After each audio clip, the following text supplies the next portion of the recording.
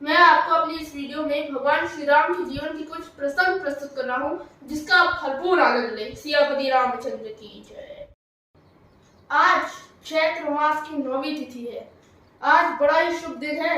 आज वर्षों की प्रतीक्षा के बाद माँ कौशल्या की गोद भरने वाली है। भविष्यवाणी हो चुकी है, पुत्र जन्म लेगा और नाम राम होगा। महाराजा दशरथ शुभ सूचना के लिए उत्सुक है, लेकिन माँ कौशल्या के मन में खलबली मची हुई है। जैसे जैसे सूरज पूर्व से पश्चिम की ओर सरक रहा है, माँ कौशल्या का दिल डूबा जा रहा है, क्योंकि एक और भविष्यवाणी हुई थी। अगर पुत्र का जन्म दिन के पहले भाग में हुआ तो उसे दुनिया की सब सुख संपदा, राष्ट्रपाट, यश, वैभव सब उसके चरणों में होगा। और अगर बालक का जन्म दिन के दूसरे भाग में हुआ तो उसे कष्ट सहना होगा, संघर्षों से जूझना होगा, परिवार त्यागना होगा, राजपुत्र होकर भी वनवासियों की तरह जीवन व्यतीत करना होगा। माँ कौशल्या के हाथ प्रार्थना में जुड़े हैं। हे राम, जल्दी आओ, कहीं सूरज पूरब से पश्चिम की ओर न निकल जाए, तुम्हारे भाग्य का लेख न बदल जाए। राम आए, लेकिन कब? ना सूरज पश्चिम में था, ना पूरब में, बीचों बीच चमक रहा था। उनके जन्म के साथ ही निश्चित हो गया कि राम को अद्वितीय यश मिलेगा, लेकिन अपार कष्ट सहने के बाद। सिर्फ राम ही नहीं, हर सपने देखने वाला व्यक्ति भरी दोपहरिया में पैदा होता है। अंगारों में चलने का दम है तो जो सफलता मिल जाए वो कम है। मैं आप सभी को सीता माता और हनुमान जी का अशोक वाटिका वर्णन प्रस्तुत कर रहा हूँ। जब हनुमान जी प्रभु श्री राम की अंगूठी ले माता सीता के पास जा पहुंचे और बोले, माता आप मेरे साथ चलिए, मुझे कौन रोक सकता है। तो माता ने कहा, मैं तभी जाऊंगी जब मेरे प्रभु श्री राम मुझे लेने आएंगे।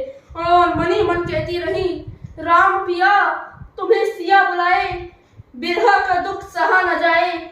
जिन रातों में चांद निहारा, उन रातों की तुम्हें कसम है। और न बहने दो ये नैना, बरसातों की तुम्हें कसम है। पूछ रही है बिरहन आंखें, कब तोड़ोगे मेरी सलाखें। जिनसे धनुष तोड़ा था तुमने, उन हाथों की तुम्हें कसम है। आए गए कितने ही सावन, सावरिया बस तुम्ही न आए। राम पिया तुम्हें सिया बुलाए, बिरहा का दुख सहा न जाए। आंखें मूंदी दरस तुम्हारा, आंखें खोली तुम्ही प्रकट थे। आंखें मूंदी दरस तुम्हारा, आंखें खोली तुम्ही प्रकट थे। धागे भर की दूरी नहीं थी, हम दोनों तो इतने निकट थे। मेरी सूरत देखे बिना जो पल दो पल तुमको बीते, व्याकुल होके तुम कहते थे, सीते सीते कहाँ हो सीते। कैसे दिलासा दूं मैं मन को, कौन सी भाषा समझाऊं। लक्ष्मण रेखा लांग गई थी, विधि की रेखा लांग न पाऊं। मेरे तुम्हारे बीच में रघुवर, इतने पर्वत कहाँ से आए। राम पिया तुम्हें सिया बुलाए, बिरहा का दुख सहा न जाए। सियापति रामचंद्र की जय। जब भगवान श्री राम रावण से युद्ध करने जा रहे थे, विभीषण रो पड़े। राम ने पूछा, क्यों रो रहे हो विभीषण? विभीषण बोले, आप जिनसे युद्ध करने जा रहे हैं दुनिया के सबसे ताकतवर असुर है, घातक हथियार है उनके पास, 7 घोड़ों वाला अश्व है, और आप नंगे पांव है रघुवर, कैसे लड़ेंगे? राम मुस्कुराए और बोले, विभीषण अभी तक वीरता का मौन व्रत देखा कहाँ है। अभी तक सत्य को संघर्षरत देखा कहाँ है। बहुत देखे हैं तुमने लकड़ी और लोहे के रथ, लेकिन विभीषण तुमने मर्यादा का रथ देखा कहाँ है।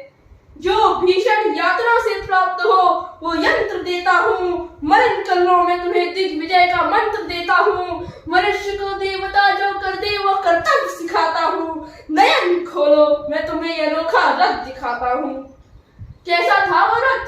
राम का रथ, मर्यादा का दृश्य रथ। आप भी देखिए, पराक्रम, शौर्य, साहस और लगन, इस रथ के पहिए 4। विवेक और बुद्धि के 2 अश्व करते वेग का संचार। है दया की रस्सियों में अश्व है बांधे हुए रथ से। है संयमशील चाबुक, ताकि रथ भटके नहीं पट से। चढ़ो इस रथ पे सीना तान के और सर उठा के तुम। चढ़ो इस रथ पे मस्तक पर कई दिन कर उगा के तुम।